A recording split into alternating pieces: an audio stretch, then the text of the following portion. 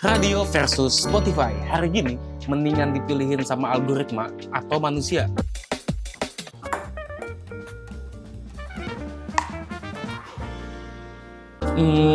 Emang ada yang masih dengerin radio? Di Amerika, radio masih ngetop banget tau. Menurut laporan Nielsen, orang Amerika yang dewasa nih menghabiskan 4 jam sehari untuk konsumsi audio.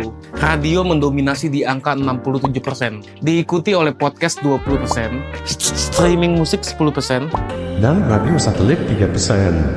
Nah, kalau kita lihat dari dekat, ada beda yang jelas apa yang disukai oleh orang-orang itu berdasarkan usia. Buat yang muda-muda, usianya kayak 18-34 tahun, mereka itu masih nyisihin sekitar 45% untuk mendengarkan radio. Mereka lebih bisa milih yang bisa diputar kapan aja, kayak podcast sebesar 37% dan streaming audio sebesar 18%. Tapi, buat yang udah 35 tahun, radio masih menjadi pilihan nomor 1 mereka dan ngambil sekitar 74% waktu dengar mereka.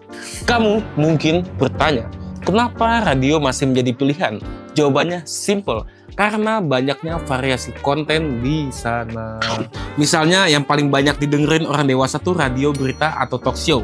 Nyampe sekitar 11% dari total waktu mereka dengerin radio. Ada juga musik kontemporer yang ngambil sekitar 8,6% waktu mereka. Disusul oleh lagu-lagu hits klasik sama musik country masing-masing sebesar 5,9%. Dan yang terakhir ada radio olahraga yang ngambil sekitar 4,5% waktu mereka. Tapi sekarang adalah era di mana orang punya kendali atas apa yang mereka ingin dengerin ya. Nah, di tengah-tengah kondisi kayak gini nih, layanan streaming musik kayak Spotify menjadi lawan bisnis yang serius buat radio tradisional. Podcast juga makin populer.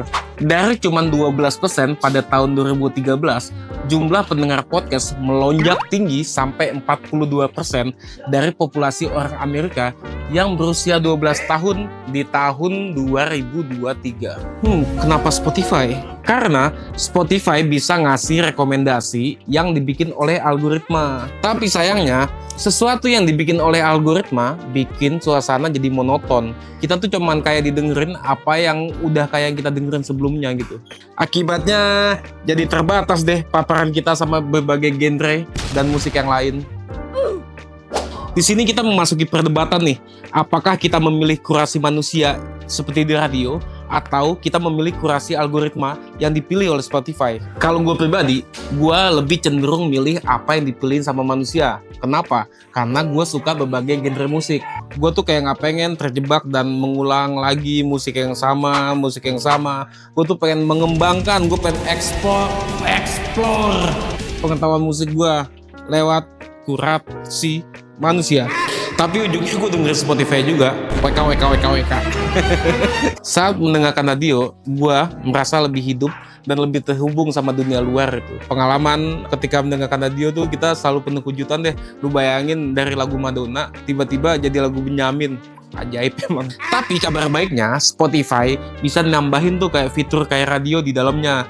Jadi ada suasana radio di dalam Spotify. Ada penyiar nggak lucu, penyiar yang ngoceh mulu, penyiar yang muterin lagu yang beda-beda. Nah, buat kamu yang pengen nyoba dengerin radio, aku udah nyatet nih apa aja radio yang bisa kamu dengerin. Biasanya stasiun radio komunitas punya konten yang unik dan beragam yang beda sama radio komersial. Selain itu, ada juga platform online kayak NTS Radio dan Paradise Radio yang punya stasiun-stasiun yang keren yang tersebar di seluruh negara di dunia. Tapi kalau kamu lebih suka radio online, kamu bisa mencoba dengerin radio dari berbagai aplikasi. Misalnya buat pengguna Mac, kamu bisa download aplikasi Ether. Kalau kamu pakai Android, kamu bisa pakai Radio Dread untuk dengerin radio. Semuanya keren. Jadi, kamu pendengar radio atau penikmat Spotify, sama-sama keren sih.